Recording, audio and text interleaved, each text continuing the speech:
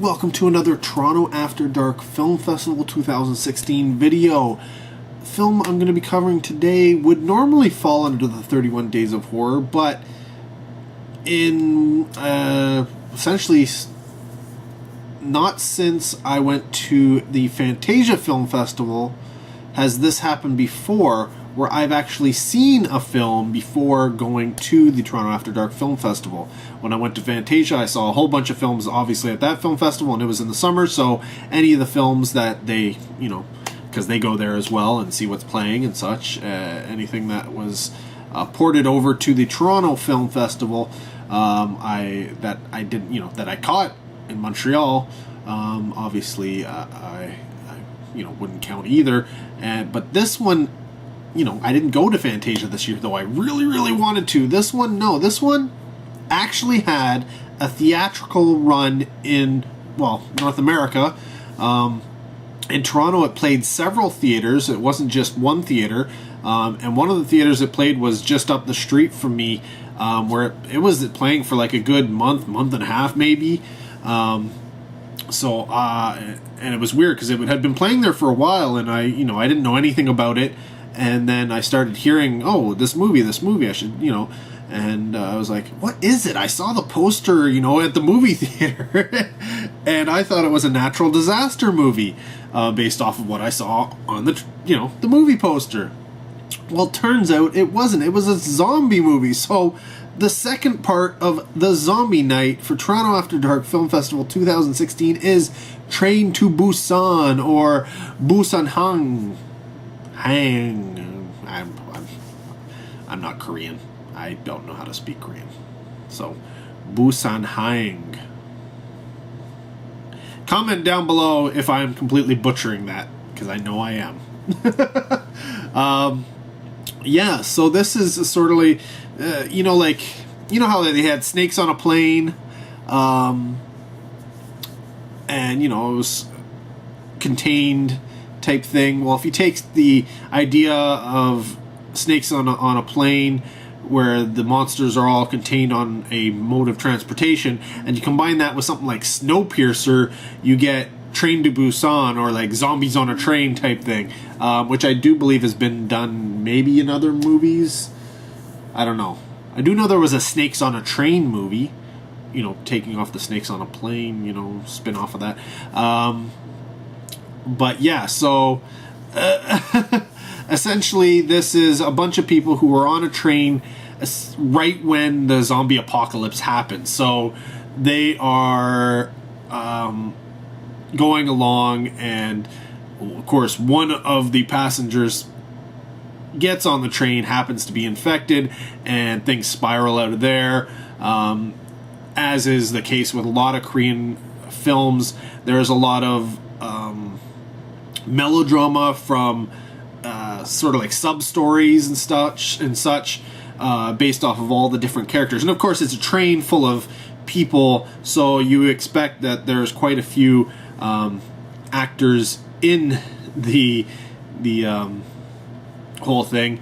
The main one, I guess, would be one of your main characters is played by Yu Gong, who is kind of like a businessman, and he has some contacts, government contacts. So he gets some of his information over the phone, and I believe he was traveling with his daughter, played by Soo-Ann Kim, who, oddly enough, like young girl.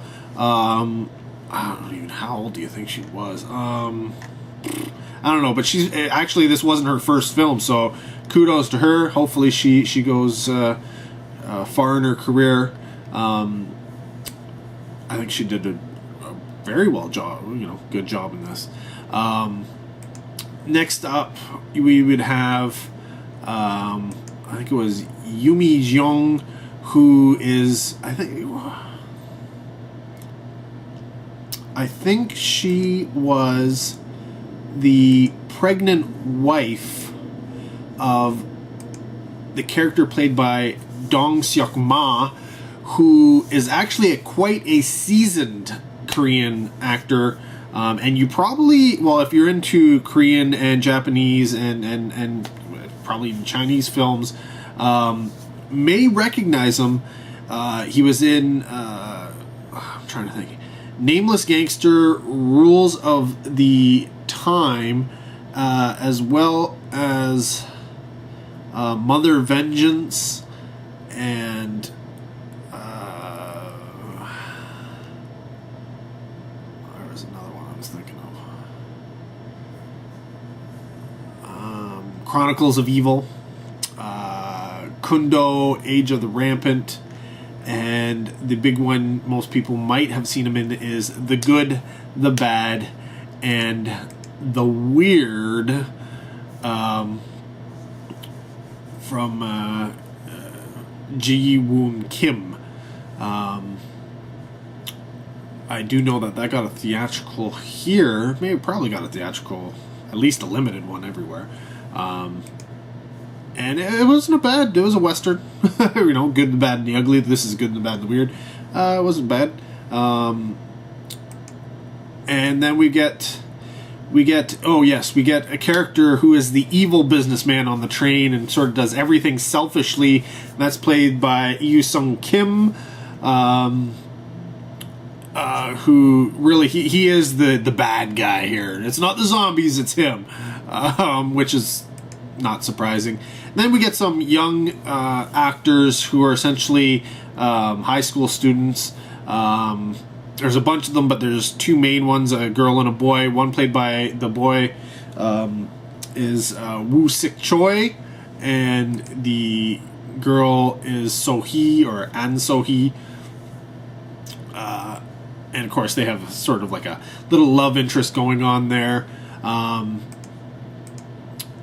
And it's essentially, if you've seen Snowpiercer with people going from cabin to cabin to cabin, it's essentially that, but in each cabin you either have, zombies or some kind of way to get past the zombies, or perhaps there could be other, non-infected humans who are hostile or scared or whatever, different things that could be going on, and for the, they're going from trying to get to,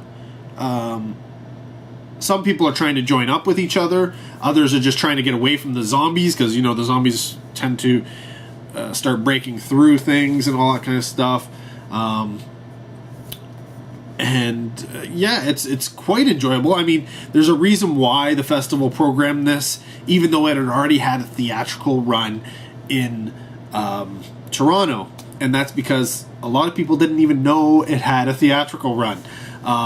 And if they did, they just couldn't get to it because it wasn't necessarily at a theater near them. And so it sold out. I think maybe both. It had two screens. It had the regular one, which sold out, and then the had a midnight showing. I didn't go to them because I had already seen it. And Leslie, who was with me, was not... zombies generally aren't her thing. And then when you combine that zombies with a foreign film with subtitles, and it's not so much scary as it is, just blood and like I said, action. I made the executive decision, we'll skip this, we'll save the money, and we'll just, we'll go to dinner and such like that. So we'll take a break and do something nice instead. So that's what we did, but I had already seen Train to Busan, so I figured I would add this in. One of the interesting things about the film is the director, Sang-ho Yoon, who, before this, as far as I know, he may have done live action, but he hasn't done a lot, and everything I knew him as having done before was animated.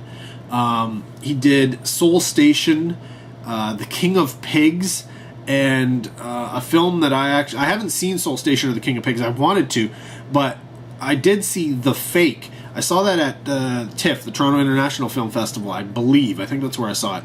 And it is it's a drama. It's not what you expect from an animated film whatsoever. And the animation is very different. It's stylized.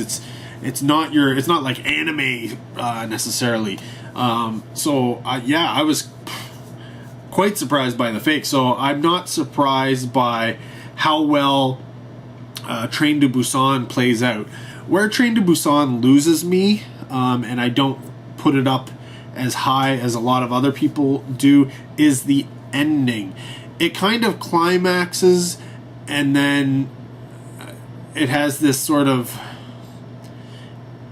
just ending which doesn't meet the pace of the first film. Like, at first you got the introductions, and it builds up and builds up, and you get people, and then the virus builds up. Next thing you know, it's just like constant action and hectic and going through and trying to get away from zombies and trying to go through the train and trying to survive, and people dying and people getting bitten and infected, and constant, lots of running and such. And then you get to the end, and you're just like, yes, there's a lot of zombies. Okay, I do get that. The climax is there's a lot of zombies, but that whole train thing, they've kind of gotten, like, it just doesn't have the same momentum. It didn't have the same momentum, and then you get to the ending, and you're just like, meh. It didn't really live up to expectations, but I did get it, because a lot of Korean film in general has this tendency to have these, kind of endings. Not necessarily this one in particular, but just this kind of a feel to the ending. So, yeah, I often find with my Korean films, I'm loving them up until, like, right at the end. Not necessarily all the time, but quite often. And that was the case with Train to Busan. The grand finale just was not grand. It was a finale, and that's about it. I mean, some people, disagree with me on that case, but I've had a lot of people, they felt the exact same way. They really enjoyed the film up until the ending, and then it just sort of, petered off, and they weren't really happy with it, because it did not leave them on the same note as the rest of the film had. And that's too bad, because I really wish they would have been able to keep it up and keep the momentum going until, a grand climax finale done. But they climaxed, and then they finale'd, and it just didn't really jive in my mind. Not story-wise. Story-wise, it was fine. You can see the progression, and it went there, but it was momentum. It's all about momentum and feel in this film, and the ending didn't maintain that. But outside of that, if you're looking, some people are tired of the zombie genre, and I understand that. This is a big budget zombie film, so I would say, if you've been tiring of the zombie genre, but you still kind of like it, maybe sometimes you watch the Walking Dead, but that's about as far as you're willing to go, or maybe you don't watch The Walking Dead at all, but you want zombies and you want some, action with your zombies. If you don't mind foreign films and the subtitles, and if you're okay with Korean films and the way that, the melodrama and the way they play that out, I totally say give Train to Busan a look, and let me know down below if I was right to recommend it to you. If you've already seen it, let me know. Let me know if you're on the same page, or did you feel the same way? I'd love to hear from you. Again, keep it spoiler-free. I tried to keep this as spoiler-free as possible. I didn't get into details, but essentially it's zombies on a train. Think Snowpiercer meets, snakes on a plane type thing. And that's kind of the way it goes with, Korean melodrama mixed into the the mix. So, yeah.